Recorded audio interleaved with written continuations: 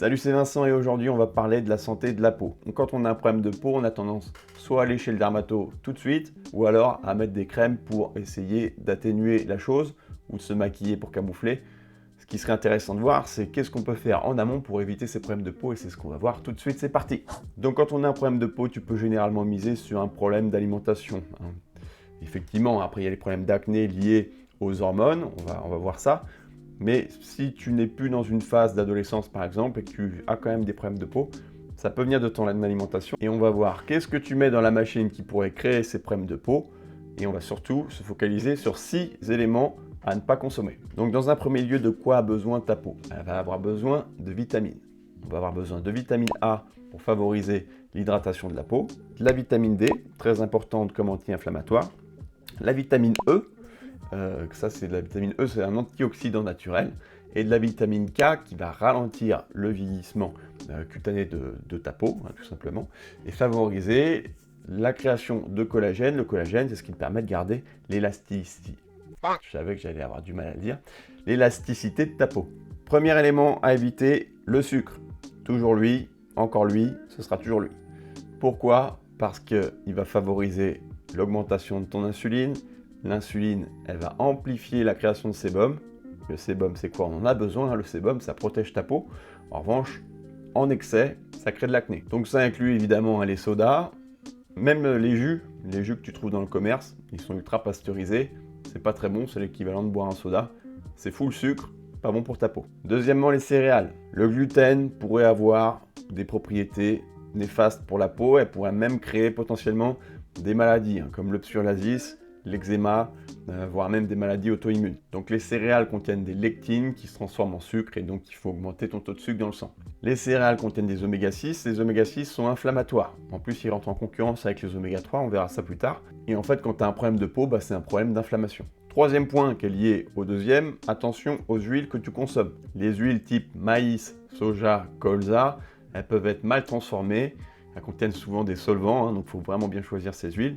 Elles sont à base de céréales également. Elles concurrencent les oméga 3. Et les oméga 3, tu en as besoin pour lutter contre les inflammations, justement. Donc dans les huiles, tu vas privilégier l'huile d'olive extra vierge, qui, elle, est riche en vitamine E et qui prévient du vieillissement cutané. Donc du coup, on va essayer de gonfler un peu notre apport en oméga 3, avec par exemple du saumon, du maquereau, des sardines, l'huile de foie de morue, remède de grand-mère, que tu peux évidemment trouver en supplément, en gélule, qui est plus facile à ingérer. À l'époque, c'était la cuillère, c'était plus compliqué pour les enfants. Donc on réduit les oméga 6 qui sont en concurrence avec les oméga 3 et on gonfle les oméga 3. Quatrième point, le lait. Le lait peut être un problème si tu as des problèmes de peau. Alors pourquoi? Parce que le lait à la base c'est fait pour faire grandir un animal. Et les hormones qu'il contient, il peut affecter les glandes sébacées. Les glandes sébacées, c'est les glandes qui fabriquent le sébum. Et du coup, ça crée de l'acné. Cinquième point, tu ne consommes pas assez d'aliments riches en antioxydants. Les antioxydants, c'est un anti-vieillissement des cellules. Si tu manges que du pain blanc, des pâtes, de la malbouffe, du fast-food, pas de légumes, là tu peux être sûr que ton niveau d'antioxydants est à zéro. Donc tu vas les trouver dans les légumes, dans les viandes nourries à l'herbe, par exemple. Donc les antioxydants, ça peut protéger ta peau même quand tu vas au soleil. Le soleil, tu en as besoin pour récupérer de la vitamine D, mais si tu n'as pas d'antioxydants pour protéger ta peau, tu risques de t'exposer à des problèmes cutanés à cause d'une peau mal protégée. Sixième point, éviter les aliments qui détruisent ta flore intestinale. Qu'est-ce qu'on a là-dedans? On a les édulcorants artificiels, les aliments stérilisés, les aliments en boîte, tous les aliments transformés, les aliments raffinés, les soupes en briques par exemple. Tu vas avoir besoin d'alimenter ton microbiome. Ton microbiome, c'est les bonnes bactéries que tu as en toi.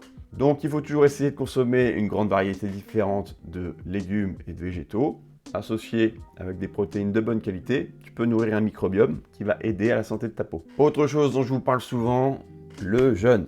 Le jeûne va pouvoir aider à la santé de ta peau. Alors quand j'avais commencé à m'intéresser au jeûne, je regardais beaucoup de documentaires et j'avais été vraiment surpris par la qualité de la peau des gens qui jeûnaient depuis longtemps.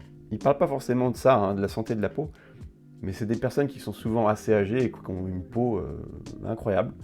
Donc le jeûne peut également t'aider à avoir une meilleure peau. Alors pourquoi? C'est parce qu'on bénéficie de l'autophagie quand on jeûne. Je t'invite à aller voir la vidéo complète sur le jeûne intermittent où j'en parle. l'autophagie, qui va nettoyer les anciennes cellules endommagées de ton corps, et ça marche également donc sur la peau. Si tu veux en savoir encore un peu plus sur l'impact du jeûne, par exemple sur la perte de poids, n'oublie pas qu'il y a le guide gratuit que tu peux télécharger en description.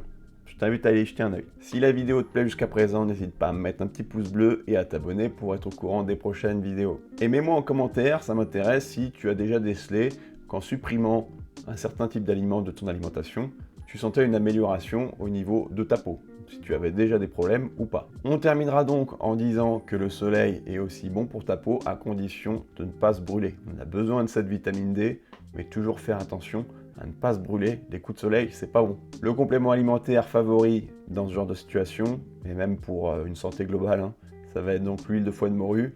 Elle contient de la vitamine A, essentielle pour la peau, de la vitamine D, des oméga 3. Les œufs sont également nos amis dans cette situation.